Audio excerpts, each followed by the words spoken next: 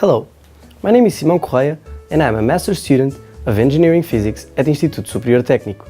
In this video, I'll try to explain the topic of my master thesis. Particle physics aims at understanding subatomic particles and their interactions. For this, we rely on a theory called standard model, which tells us that ordinary matter results from different combinations of a few elementary particles. What are these elementary particles?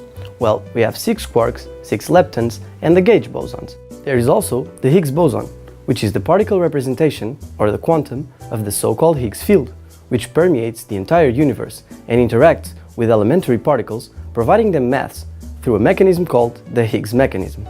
Simple, right? Well, to complicate physics students' lives, nature decided to create an almost identical twin for all of these particles, similar in every aspect except the opposite electric charge. These are the antiparticles, which form antimatter. Motivated by symmetry arguments, physicists believe that when the universe was created, there was an equal amount of matter and antimatter. However, looking into space, we observe that there are no large structures of antimatter in a very large range. In fact, antimatter seems to be almost non-existent in today's universe. We can observe antiparticles in particle detectors as the products of subatomic interactions, but everything we see around us is just made of ordinary matter. Such imbalance is known as the baryon asymmetry of the universe. One of the possible explanations of the BAO is a mechanism called Electroweak Baryogenesis, which relies on a phenomenon called phase transition. Think about water for a bit. At high temperatures, water is turned into steam, and as it cools off, it reaches a temperature where it condensates back to its liquid form. This is an example of a phase transition, similar to the one which happened in the universe during its early evolution. When it was very hot, the Higgs mechanism I talked about earlier wasn't in place, but as the universe cooled, at a temperature of around 1000 trillion Kelvin, the electroweak phase transition took place, and bubbles of Higgs condensate started to form and expand, similar to what happens when we boil water. And inside these bubbles, the Higgs mechanism started working. Eventually, the entire universe was inside one of these bubbles, and that's how it became the way it is today. In electroweak baryogenesis, the difference between the amount of matter and antimatter was generated during this phase transition. How? The standard model predicts, and we have observed in particle accelerators, the existence of CP-violating interactions, which break CP symmetry. These interactions can lead to baryon asymmetry through a phenomenon called Sphaleron-induced transitions. Before the electroweak phase transition, without the Higgs mechanism, these transitions might have just been fast enough to generate baryon asymmetry.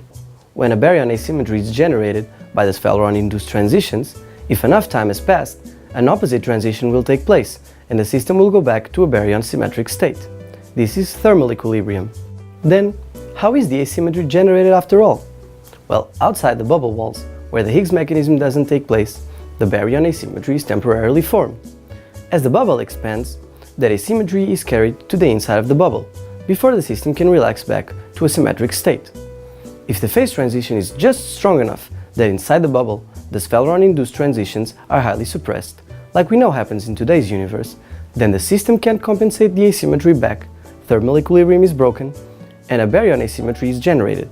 However, studies have shown that electroweak baryogenesis is not effective enough in the SM. The CP-violating processes are not strong enough to cause the generation of the necessary baryon asymmetry, but more importantly, the mass that we measured for the Higgs boson is too high, such that it is very unlikely that the SM could ever provide a strong enough phase transition. Does this mean that the standard model is wrong? Well, with particle accelerators, we have been able to test the standard model and it appears to show remarkable agreement with experiment. However, there are other phenomena that the standard model can explain besides the BAO, like neutrino masses and dark matter. This has led us to explore extensions of the standard model to find an explanation for those phenomena.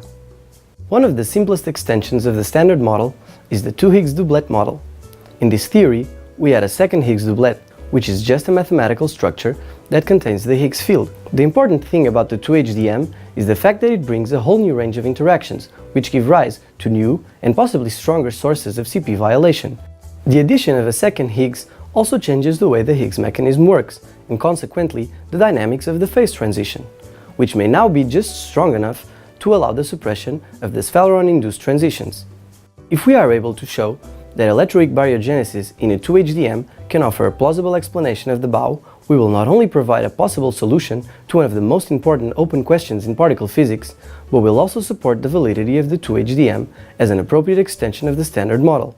So, under the supervision of Professors Filipe Joaquim and Ricardo Felipe, I will try to construct a 2HDM where the resulting baryon asymmetry matches the observed value.